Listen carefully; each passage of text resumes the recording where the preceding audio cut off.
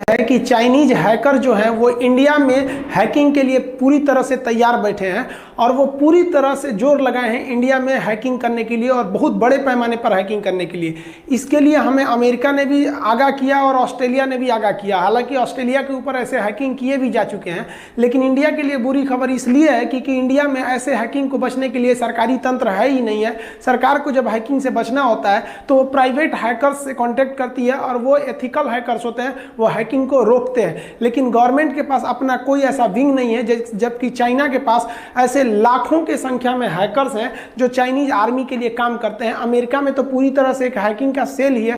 हमारे इंडिया के नेताओं को, अधिकारियों को इससे कोई मतलब नहीं बनता है कि आज के जमाने की लड़ाई रह गई है वो बंदूक टोप टैंक बाद में आएगा, पहले हैकिंग को रोकना है। मेंटली लड़ाई हो गई है, तो ये भारत के लिए खतरा है। हालांकि भारत इसके लिए बहुत ही समय रहते सचेत हो गया है, तो इस पे हमको नहीं लगता है कि कोई बहुत ज्यादा थ्रेट उत्पन्न होगा, लेकिन फिर भी ये हमारे लिए एक कमी है, इसे हमको सुधारना जरूरी है। आपको मेनली 5 तरह के साइबर क्राइम से बचना है। हम आपको लाइन से बताते हैं। सबसे पहले जो आप देखिएगा तो आपको अमेजोन या फ्लिपकार्ट पर ऑफर दिया जाएगा कि 10,000 के मोबाइल को आप 2600 में खरीदिए, 2000 में खरीदिए। ये बहुत ज्यादा चल रहा है, ये चाइनीज साइबर अटैक है, आप इससे बचिए। ऐसा कोई ऑफर नहीं है, अगर आप जहां उस पर जाते हैं तो आपका पैसा बर्बाद होगा। मान लीजिए कि अगर एक व्यक्ति से 2000 भी लेता है और ऐसे ऐसे 10,000 लोगों को चूना लगाए तो कितना पैसा वो भारत से लेके चला जाएगा।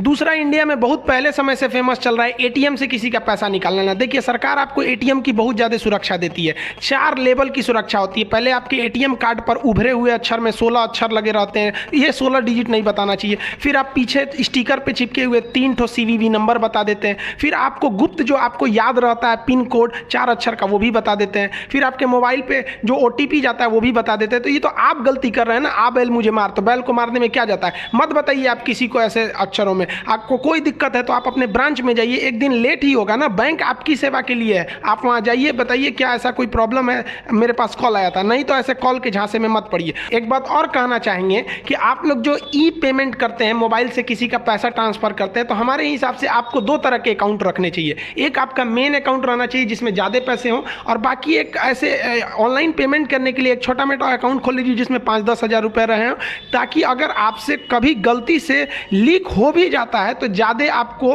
पैसे न जाए। अब ऐसा नहीं हो कि आप अपना मेन अकाउंट बता दिए और पूरा पैसा खाली कर दे। और अगर आपके किसी अकाउंट से ऐसा हो जाता है तो फिर उस अकाउंट को यूज नहीं करना चाहिए, वरना उनके पास डाटा पहले से रहता है, वो फिर इसका मिसयूज कर देते हैं। आपको एक तरह का और कॉल आएगा कि आपको 20 लाख रुपए की लॉटरी लगी है या आप एक लकी विनर हैं। आपको हमारे नोडल अधिकारी कॉल करेंगे, आपको स्कॉर्पियो गाड़ी मिल गई है, आप गाड़ी का कलर बताइए, पहले आप फ़ोन नंबर अपना बताइए, फिर आपका एड्रेस पूछा जाएगा कि किस कलर की गाड़ी लीजिएगा, फिर आपको कहा जाएगा किसी और से कॉल पे मत बताइएगा। इस तरह का भाई ये सब झूठ अफवाह है। यहाँ कोई किसी को 2 किलो आटा दे रहा है तो 20 फोटो खिंचवा रहा है, आपको 20 लाख की लॉटरी लगेगी फ़ोन पे बता के दे देगा। इस सब चक्कर में मत पड़िएगा आप लोग। 5वां जो अभी रिसेंट स्टार्ट हुआ है वो आपके ईमेल पर एक स्पैम मैसेज आता है। देखिए, ईमेल पर आपको जरूरी मैसेज आते हैं, ज्यादातर जरूरी मैसेज ईमेल पे आते हैं, लेकिन ईमेल पर आने वाले फालतू मैसेजेस को हम स्पैम कहते हैं। ये धोखाधड़ी के लिए बनाया जाता है। आपकी ईमेल पर आएगा कांग्रेचुलेशन कह के कि आपने 2000 जीता है या 5000 जीता है।